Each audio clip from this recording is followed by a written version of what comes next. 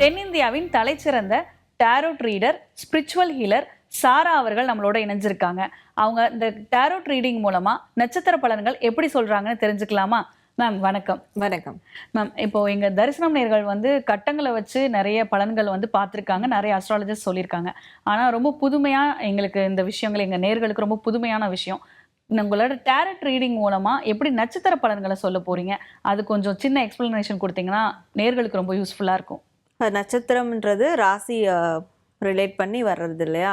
So அப்போ அந்த ராசிகளுக்கான பொதுவான பலன்கள் நம்ம டேரோ கார்டு ரீடிங்கில் பார்ப்போம் இந்த பதிவில். ஸோ அவங்களோட அந்த ராசிகளுக்கு இந்த எனர்ஜியில் இந்த மாதம் இதுதான் நடக்கும்ன்ற ஒரு பொதுவான பலன்கள் நம்ம கார்ட்ஸ்லேருந்து எடுக்கலாம். ஸோ அதைப்படி நம்ம பலன்கள் கொடுப்போம். அது இல்லாமல் ஸ்பெஷலாக அந்த ராசிகள்ல இருக்கக்கூடிய ஒரு ராசிக்கும் 3 நட்சத்திரங்கள் இருக்கும் இல்லையா? அப்ப அந்த நட்சத்திரங்களை ஸ்பெஷலா நீங்க வந்து முருகன் வச்சு மெசேஜ் சொல்ற மாதிரி சொல்றீங்க. அது எப்படி முருகன்னாலே வந்து தோஷங்களை நீக்கிறவர், தீமைகளை அழிக்கிறவர்னு ஒரு முக்கியமா தமிழ்நாட்டு மக்களுக்கு வந்து முருகன் மேல ரொம்பவே ஈடுபாடு இருக்கு.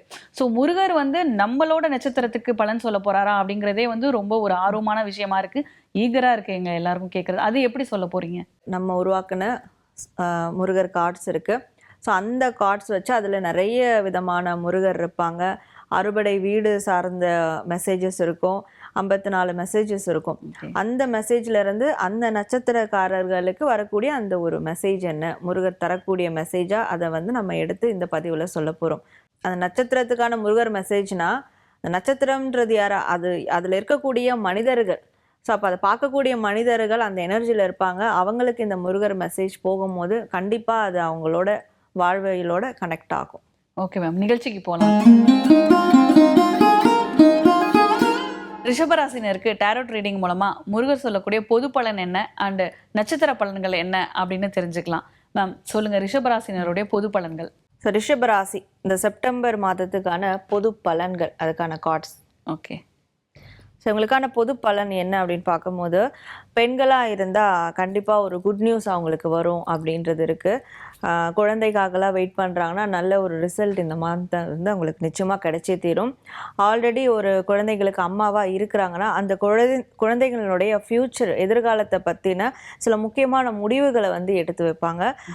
மீதி ஆண்களுக்கெல்லாம் பார்க்கும்போது அவங்க அம்மா கிட்ட இருந்தோ அவங்க ஒய்ஃப் கிட்ட இருந்தோ அவங்களுக்கான ஒரு நல்ல ஒரு பிளெஸிங்ஸ் வந்து கிடைக்கும். அவங்க மனசு நிறைஞ்சி இவங்களை வந்து வாழ்த்துவாங்க. ஸோ அந்த ஒரு பிளெஸிங்ஸ் இவங்களுக்கு வாழ்க்கையில் அடுத்த கட்டத்துக்கு கொண்டு போகிறதுக்கான விஷயங்களை ஓப்பன் பண்ணும். அதனால் முடிஞ்ச அளவுக்கு அவங்களுடைய அம்மா, மனைவி, அக்கா ஸ்தானத்தில் இருக்கிறவங்க கிட்ட அவங்க மனசு கோணாமல் சந்தோஷப்படுற மாதிரி அவங்க நடந்துக்கிறது இந்த மாதம் ரொம்ப அவங்க செய்யக்கூடிய ஒரு விஷயங்களாக இருக்குது. மற்ற தரப்பினர், அதாவது குறிப்பாக லவ் சார்ந்த வாழ்க்கையில் இருக்கிறவங்க, அவங்களுக்கெல்லாம் பெஸ்ட்டாக இருக்க போகுது இந்த மாதம் அப்படின்னு சொல்லலாம். ஆல்ரெடி நான் வந்து பிரேக்கப் பண்ணிகிட்ருக்கேங்க, இப்போ தாங்க பண்ணியிருக்கேன் பிரேக்கப்பு, எனக்கு எப்படி பெஸ்ட்டாக இருக்கும், இல்லை நானே வந்து சோலோவாக இருக்கேன் எனக்கு எப்படி பெஸ்ட்டாக இருக்கும்னு கேட்குறவங்களுக்கு அந்த பிரேக்கப்லேருந்து அவங்க அதை கடந்து போகிறதுக்கான சூழல்கள் உருவாகும். ஸோ அதுதான் டெஸ்டினி, எனக்கு வாழ்க்கையே முடிஞ்சு போச்சுன்னு இருக்கிறவங்களுக்கு அதெல்லாம் இல்லை, வாழ்க்கை வந்து வேறு ஒரு பரிணாமத்தில் இருக்குது உங்களுக்கு அப்படின்றத காட்டக்கூடிய மாதமாக கண்டிப்பாக இருக்கும். சோலோவாக இருக்கிறவங்களும் வந்து கமிட் ஆகிறதுக்கான ஒரு வாய்ப்புகள்லாம் இந்த மாதம் அவங்களுக்கு வந்து உருவாகும். மொத்தத்தில் இதுவும் கடந்து போகும், இந்த நிலையும் மாறும் அப்படின்ற ஒரு விஷயம் அவங்களுக்கு ஸ்ட்ராங்காக இந்த மந்த் வந்து நடக்கும். ஓகே மேம், ரிஷபராசினருக்கு ரொம்பவே சூப்பராக சொல்லியிருக்கீங்க. எல்லாத்தையும் கடந்து போயிடலாம், கண்டிப்பாக வந்து கமிட் ஆவாங்க, கமிட் ஆகாதவங்க சோலோவாக இருக்கவங்களும் கமிட் ஆவாங்கன்னு சொல்லியிருக்கீங்க. ஓகே மேம், இப்போது ரிஷபராசியில் வரக்கூடிய கிருத்திகை நட்சத்திரத்துக்கு முருகர் சொல்லக்கூடிய மெசேஜ் சொல்லுங்கள். கிருத்திகை நட்சத்திரம் இவங்களுக்கான முருகர் தரக்கூடிய மெசேஜ் என்ன அப்படின்றத பார்க்கும்போது, எப்பேற்பட்ட நல்ல விஷயங்களாக இருந்தாலும், சந்தோஷமான விஷயங்களாக இருந்தாலும், நல்ல உணவாக இருந்தாலுமே கூட அது ஒரு லிமிட்டேஷன் தான். ஸோ அந்த லிமிட்டை தாண்டி போகும்போது, இப்போ நம்ம சிரிச்சுக்கிட்டே இருக்கோம், லிமிட்டை தாண்டி சிரிக்கும் போது நம்மளுக்கு ஃபுல்லாக வலிக்க ஆரம்பிச்சிடும், நம்மளுக்குள்ளே ஏதோ ஒரு நெருடல் வர ஆரம்பிச்சிடும், ரொம்ப சிரிச்சிட்டோம் ஏதோ ஆக போகுது. ஸோ அது அறிகுறி, லிமிட்டு தாண்டுற அப்படின்றது ஒரு அறிகுறி. அந்த மாதிரி எதுவுமே லிமிட்டோடு இருந்துட்டா பிரச்சனைகள் இங்கே எதுவுமே கிடையாது. இந்த மாதம் அதை உணர்த்துற மாதிரியான விஷயங்கள் நடக்கலாம், இல்லை ஆல்ரெடி அந்த மாதிரி நடந்திருந்தால் இந்த மாதம் இவங்க செய்ய வேண்டியது இதற்கு மேலே எதுவாக இருந்தாலும் ஒரு எல்லையோடு நிறுத்திக்கிறது நல்லது. ஸோ லிமிட்டோடு இருந்துட்டாங்கன்னா எந்த பயமும் இவங்க பட தேவையில்லை. இதுக்கு முன்னாடி ஒரு பிரச்சனை நான் வந்து என் வாழ்க்கையில் கொண்டு வந்துட்டேன், இதுக்கு மேல் நான் லிமிட்டாக இருந்தாலும் அந்த பிரச்சனையோட தாக்கம் இருக்கும் இல்லையா அப்படின்ற ஒரு பயம் இருக்கும்.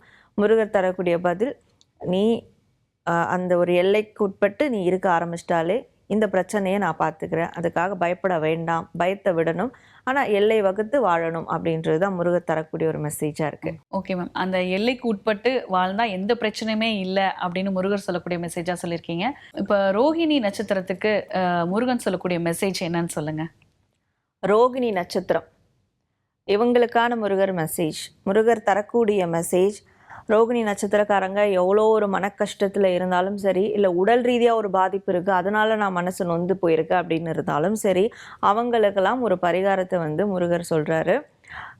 விபூதி பரிகாரம்.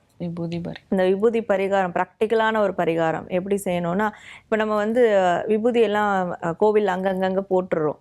அது இல்லாமல் நம்ம கொஞ்சம் பட்டை இட்டது போக கொஞ்சம் இருக்கிற விபூதியை நம்ம வந்து அதை சாப்பிட்லாம். அது வந்து ரொம்ப ரொம்ப அதிகமாக எதுவுமே எடுத்துக்கக்கூடாது தான், கொஞ்சமாக சாப்பிட்றதுனால எதுவும் ஆகாது. இந்த மாதிரி ஒரு உடல் பிணி மனப்பிணி இருக்கிறவங்க ஒரு கிளாஸ் டம்ளரை வந்து எடுத்துக்கணும். அதில் கிளாஸ் டம்ளரில் தண்ணி நிறைவா முருகர்கிட்ட வச்சிடலாம். நம்ம வீட்டில் இருக்கக்கூடிய முருகர் படத்திட்ட வச்சுட்டு கொஞ்சம் ஒரு விபூதியை இந்த முறையில் எடுத்துக்கணும்.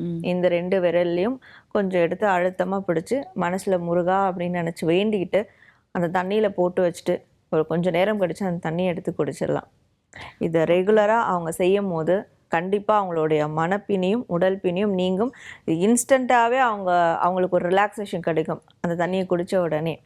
ஸோ இந்த ஒரு பரிகாரத்தை அவங்க செய்யும் போதும் திருநீரை டெய்லியும் வந்து முருகரை நினச்சி பூசிக்கும் போதும் கண்டிப்பாக அவங்களுக்கு உடல் பிணி மனப்பிணி எப்பேற்பட்ட பிரச்சனைகளாக இருந்தாலும் அது நிச்சயமாக நீங்கும். இதை செய்யுங்க, மற்றதெல்லாம் நான் பார்த்துக்கிறேன் அப்படின்ற ஒரு மெசேஜ் தான் முருகர் அவங்களுக்கு கொடுக்குறாரு. Okay ma'am. ரொம்பவே வித்தியாசமாக ஒரு புதுமையான ஒரு பரிகாரம் சொல்லியிருக்கீங்க, விபூதி பரிகாரம். கண்டிப்பாக அதை ஃபாலோ பண்ணுவாங்க. அண்டு மிருகசீரிடம் நட்சத்திரத்தில் உள்ளவங்களுக்கான முருகருக்குரிய மெசேஜ், முருகர் சொல்லக்கூடிய மெசேஜ். மிருகசீரிடம் இவங்களுக்கு முருகர் தரக்கூடிய மெசேஜ், முருகர் இவங்களுக்கு தரக்கூடிய மெசேஜ், யாருமே இல்லைன்னு சொல்லிட்டு ரொம்ப அழுது புலம்பிகிட்டு இருக்காங்க, என்னை காப்பாற்ற யாருமே இல்லை, எனக்கு வந்து இருந்தும் இல்லாத மாதிரி தான் அப்படிலாம் இருக்கிறாங்கன்னா எந்த கலக்கமும் வேண்டாம். நீங்கள் யாரெல்லாம் வந்து எனக்கு யாருமே இல்லை நினைக்கிறாங்களோ அவங்களுக்கெல்லாம் முருகர் மட்டும் இல்லை, முருகரோட அந்த குடும்பமே காத்துக்கிட்டு இருக்கும். ஸோ அவங்க கிட்ட சரணாகதி அடைஞ்சாலே போதும், மற்றதையெல்லாம் அவங்க பார்த்துப்பாங்க. அதனால் யாரும் இல்லைன்ற எண்ணம் இனி இவங்களுக்கு வந்து மனசில் வரவே கூடாது. எப்போல்லாம் அந்த எண்ணம் வருதோ அப்போல்லாம் குருகுருன்னு முருகர் கோவிலுக்கு ஓடிடலாம். இல்லை அவங்களுடைய குடும்பம் சிவன் கோவிலுக்கு போகலாம், அம்மன் கோவிலுக்கு போகலாம், விநாயகர் கோவிலுக்கு போகலாம். அதனால் முருகர் தான் எனக்கு, இவங்களாம் வந்து எனக்கு யாரோ அந்த மாதிரி ஒரு எண்ணமே வேண்டாம். உங்களுக்குன்னு ஒரு குடும்பம் இருக்குது. ஸோ அது வந்து இப்போ வாழ்க்கையில் நடைமுறை வாழ்க்கையில் ஒரு வாழக்கூடிய மனிதர்கள் தான் அப்படின்றதில்ல, தெய்வமும் நம்மளுக்கான குடும்பம் தான். ஸோ அதை நினச்சி நீங்கள் வந்து அடுத்த கட்ட உங்கள் வாழ்க்கையை கொண்டு போகணுமே தவிர்த்து அந்த கலக்கம் இனி ஒரு போதும் இருக்கக்கூடாது அப்படின்றது தான் முருகர் அவங்க தரக்கூடிய ஒரு மெசேஜாக இருக்குது. Okay ma'am. ரொம்பவே சூப்பராக சொன்னீங்க. தெய்வமும் குடும்பத்தில் ஒருத்தர் மாதிரி தான் அப்படின்னு சொல்லிட்டு எதுக்கும் கலங்க வேணாம் அப்படின்னு சொல்லியிருக்கீங்க. Okay ma'am. ரொம்பவே அழகாக எளிமையாக சொன்னீங்க. ரிஷபராசினருக்குரிய நட்சத்திர பலன்களும் பொது பலன்களும். இது நேர்களுக்கு பிடிச்சிருந்தா கமெண்ட்ஸ் பண்ணுங்கள், உங்களோட கருத்துக்களை ஷேர் பண்ணுங்கள். விபூதி பரிகாரம் பற்றி எத்தனை பேருக்கு தெரியும் அப்படிங்கிறத மென்ஷன் பண்ணுங்கள். நன்றி, வணக்கம்.